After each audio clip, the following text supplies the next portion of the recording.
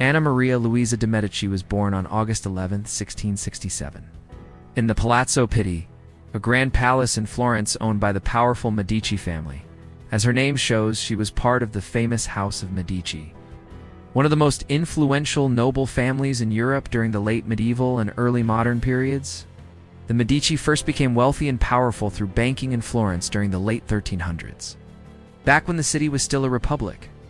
Over the next century, they slowly gained more political control and began ruling Florence from behind the scenes.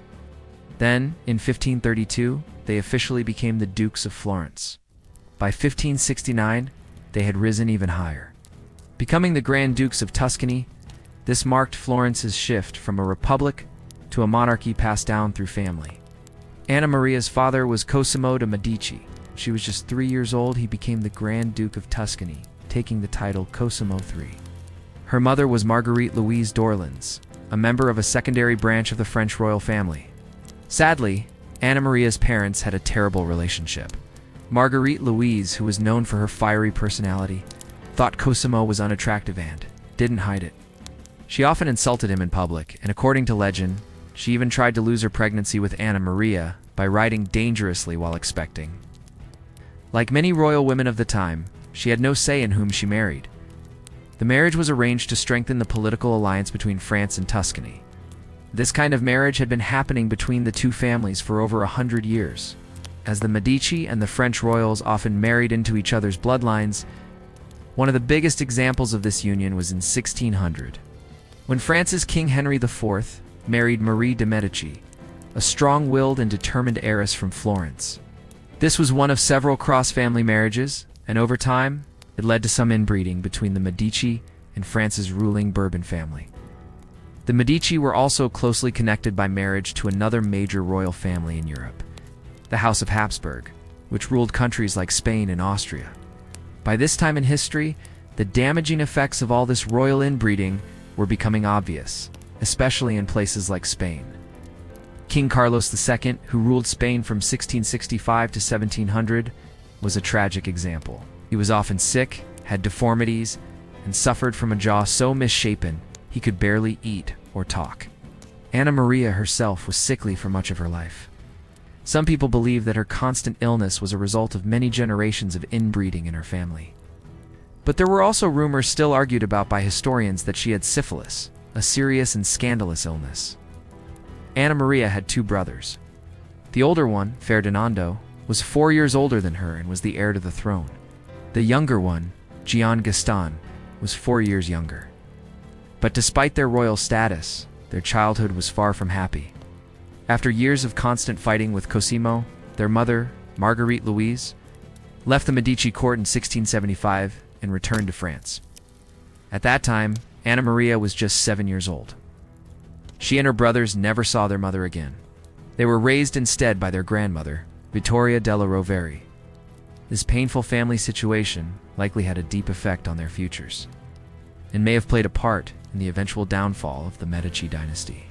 Because Anna Maria was the only daughter of the Grand Duke, planning her marriage was a very important matter starting when she was young. One early idea was for her to marry her cousin, the Grand Dauphin of France, who was next in line to become King Louis XIV at that time, but this marriage never actually happened. If it had happened, it would have meant another close family marriage between the Medici family and the French royal Bourbon family. In the 1670s and 1680s, other possible husbands were considered for her, including King Peter II of Portugal. However, in the end, her father officially approved a marriage alliance with Johann Wilhelm, who was the Elector Palatine. The Electorate of the Palatinate was a significant territory in western Germany, along the Rhine River.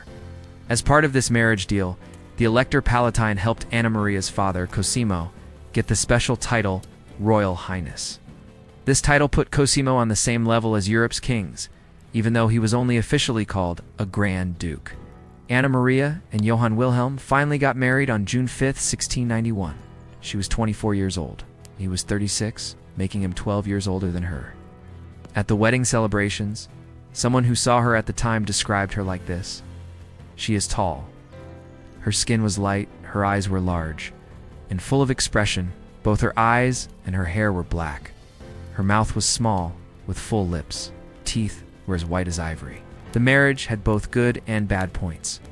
Positively, Anna Maria and her husband both loved music and culture. They supported each other's interests while living in their grand palace in Dusseldorf, Germany. On the other hand, the marriage was also marked by sadness and might have been affected by disease. For a long time, there were rumors that her husband, Johann Wilhelm, had gotten syphilis during his first marriage, years before he married Anna Maria, even though his first wife died from tuberculosis in 1689. The rumors about him having syphilis never went away. Syphilis is a slow and terrible disease that damages the body over many years. If Anna Maria caught it from him, it could be the reason for the long-term illnesses she suffered from. This possibility makes people question if the Medici family's history of close relative marriages, inbreeding, was the only cause of her health problems. A particularly sad and worrying sign happened in 1692. She became pregnant but then had a miscarriage very soon after. Following this, she and Johann Wilhelm never had any children. Because of that single lost pregnancy, the Medici family line moved one step closer to dying out completely. Anna Maria and Johann's inability to have children wasn't only a sad event for them personally. It also caused a major crisis for the entire Medici family line. Anna Maria had just 2 brothers, and both of their marriages completely failed. When it came to producing heirs, brother Ferdinando, who was supposed to become the next Grand Duke, died in 1713 without having any children at all. Meanwhile, her other brother Gian Gastone had a very unhappy marriage with Anna Maria of Saxe-Lauenburg, which brought him no joy and, importantly, also resulted in no children. When Ferdinando died, the situation became clear. The main Medici family line was going to end because there were no direct descendants left.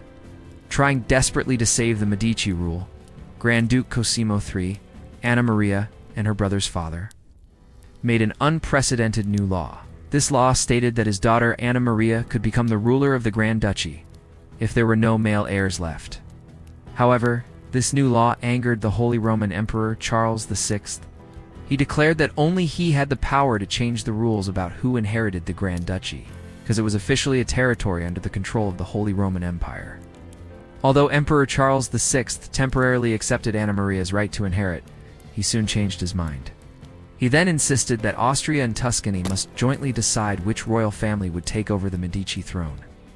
It's difficult to understand what Grand Duke Cosimo III was trying to achieve with his new law. By this time, Anna Maria was already 46 years old, which was well beyond the age when women typically could have children. So, even if she did become Grand Duchess, there would be absolutely no Medici heir to take over after her. The question remains, was Cosimo III not thinking clearly due to desperation? Is he simply acting out of pure desperation? Or did he have some other unknown plan or hope? On October 25, 1723, Cosimo III made one final and emotional declaration.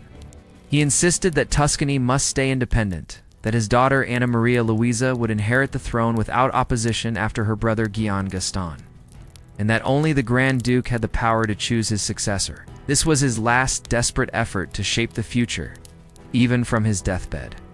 Just 6 days later, Cosimo passed away at the age of 81, a very old age for that time.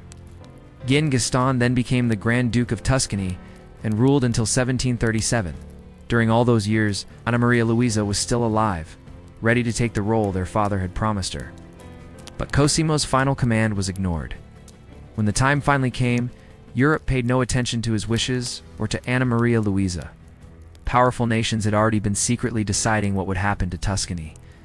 In major cities like Vienna, Paris, and Madrid, political leaders and diplomats were working behind the scenes to ensure a member of the Habsburg family would take the Tuscan crown. At first, they considered Infante Charles, who would later become the King of Spain. But in 1736, he was removed from the plan. Instead, the throne was promised to Francis of Lorraine, who would soon become Holy Roman Emperor Francis I. This ensured the Habsburgs would take control of Tuscany, officially ending any hope for the Medici family to continue ruling. Anna Maria Luisa had no real power to stop this. Tuscany was simply too small to stand up to Europe's most powerful countries. Britain, France, Spain, and Austria decided Tuscany's future among themselves. With no regard for the Medici name or history, once Francis of Lorraine was made ruler, the Grand Duchy stayed under Habsburg control for more than 100 years. Until the sweeping movement of Italian unification finally changed everything. Anna Maria's return to Florence was unusual in many ways. Her husband had passed away in 1716 and she came back from Dusseldorf the next year.